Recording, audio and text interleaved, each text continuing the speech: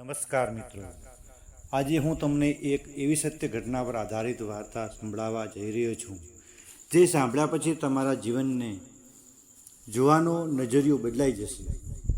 આ વાર્તા છે એક એવા પ્રમાણિક પિતાની, જેણે પોતાના પુત્રને જીવનનો સૌથી મોટો પાઠ ભણાવ્યો હતો. એક નાનકડું અને સુંદર ગામ હતું. આ ગામમાં માધવલાલ નામના એક વૃદ્ધ વડીલ રહેતા હતા. માધવલાલ આખી જિંદગી ખૂબ જ મહેનત કરીને ઈમાનદારીથી જીવતા હતા. તેમની પાસે ધનના નામે બહુ મોટી હવેલીઓ કે ગાડીઓ નહોતી, પણ આખા ગામમાં તેમની ઈમાનદારીના લીધે તેમનું માન ખૂબ ઊંચું હતું. તેમનો એક જ દીકરો હતો, જેનું નામ આકાશ હતું. આકાશ હજુ હમણાં જ ભણીને મોટો થયો હતો. નવી ઉંમરના લોહીના કારણે તેને એમ હતું કે જીવનમાં બસ ગમે તે રીતે ઝડપી પૈસા કમાઈ લેવા જોઈએ, પછી ભલે રસ્તો ગમે તેવો હોય. એક દિવસ સાંજનો સમય હતો. માધવલાલ પોતાના ઘરના આંગણામાં ખાટલા ઉપર બેઠા હતા અને બેઠા બેઠા પ્રભુનું સ્મરણ કરી રહ્યા હતા. ત્યારે આકાશ દોડતો દોડતો ઘરે આવ્યો. તેના ચહેરા પર એક અજીબ ચમક હતી. તેણે પિતા પાસે આવીને ગજવામાંથી 500 રૂપિયાની નવી કડકડતી નોટો આખી થોકડી બહાર કાઢી. આકાશે ગર્વથી કહ્યું, પિતાજી જુઓ, આજે હું એક જ દિવસમાં આ પૂરા 20,000 રૂપિયા કમાઈને આવ્યો છું. તમે તો આખી જિંદગી મહેનત કરી તોય માંડ ઘર ચલાવી શક્યા. જુઓ તમારી સામે આ તમારો દીકરો એક જ દિવસમાં કેટલા પૈસા લઈ આવ્યો. માધવલાલે ચશ્મા સરખા કર્યા, નોટાના બંડલમાંથી સામે જોયું અને પછી દીકરાને ચહેરા સામે જોયું અને શાંતિથી જોયું. તેમના ચહેરા ઉપર કોઈ ખુશી નહોતી, પણ એક ચિંતા હતી. તેમણે ધીમે અવાજે કહ્યું, દીકરા, પૈસા આવ્યા એ તો બહુ સારી વાત છે, પણ મને એ કહે કે આ પૈસા તું કઈ રીતે કમાયો? કોઈ ખોટું કામ તો નથી કર્યું ને? આકાશ સહેજ હસ્યો અને બોલ્યો, અરે પિતાજી, ખોટું કે સાચું વળીશું. આજે મેં એક ગરાસિયા જમીનદારને એક નકામી જમીન બહુ ઊંચા ભાવે વેચાવી દીધી. એ જમીનમાં ભવિષ્યમાં કોઈ પાક પાકવાનો નથી. એ જમીનદાર છેતરાઈ ગયો, એ એની ભૂલ, પણ મને વચેટિયા તરીકે વચમાંથી 20,000 રૂપિયા રોકડા મળી ગયા. બસ આપણે તો આપણું જ ગજવું ભરવાનું. દીકરાની વાત સાંભળીને માધવલાલનું હૃદય દ્રવી ઉઠ્યું. એમણે વિચાર કે જો આજે મારા દીકરાને સાચો રસ્તો નહીં બતાવું તો આ પાપની કમાણી તેને એક દિવસ બહુ મોટા ખાડામાં નાખી દેશે. માધવલાલ ઊભા થયા. તેમણે એ 20,000 રૂપિયામાંથી માત્ર 1 રૂપિયો સિક્કો બહાર કાઢ્યો અને આકાશના હાથમાં આપ્યો.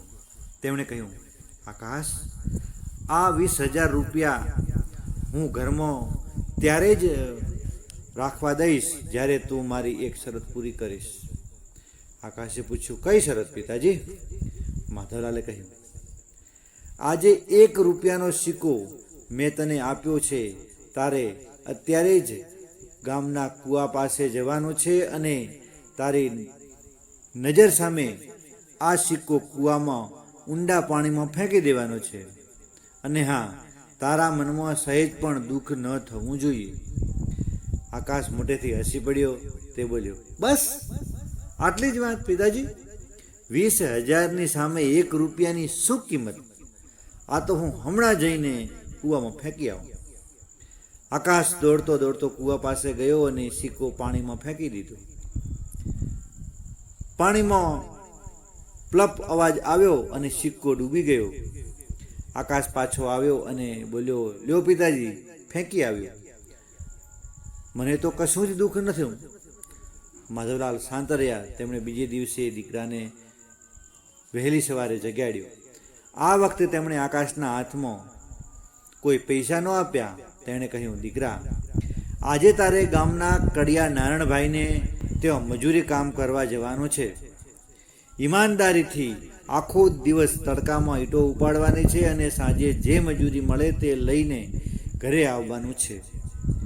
આકાશ પિતાની વાત ટાળી ન શક્યો. તે આખો દિવસ ધોમધકતા તાપમાં પરસેવે રેબઝેબ થઈને ભારે ભારે ઈંટો માથા ઉપર ઉપાડીને મજૂરી કરતો રહ્યો. સાંજે નારાયણભાઈએ તેની હથેળીમાં આખો દિવસની કાળી મજૂરીના 100 રૂપિયા રોકડા આપ્યા.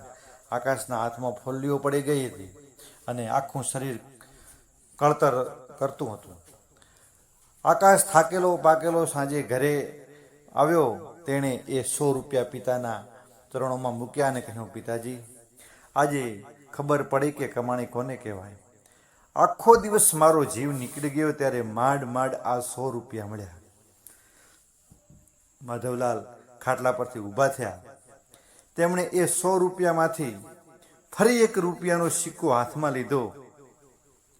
એમણે આકાશની આંખોમાં આંખો પરોવીને કહ્યું, જા દીકરા, ગઈકાલની જેમ જ આજે પણ આ 1 રૂપિયાનો સિક્કો કૂવામાં ફેંકી આવ.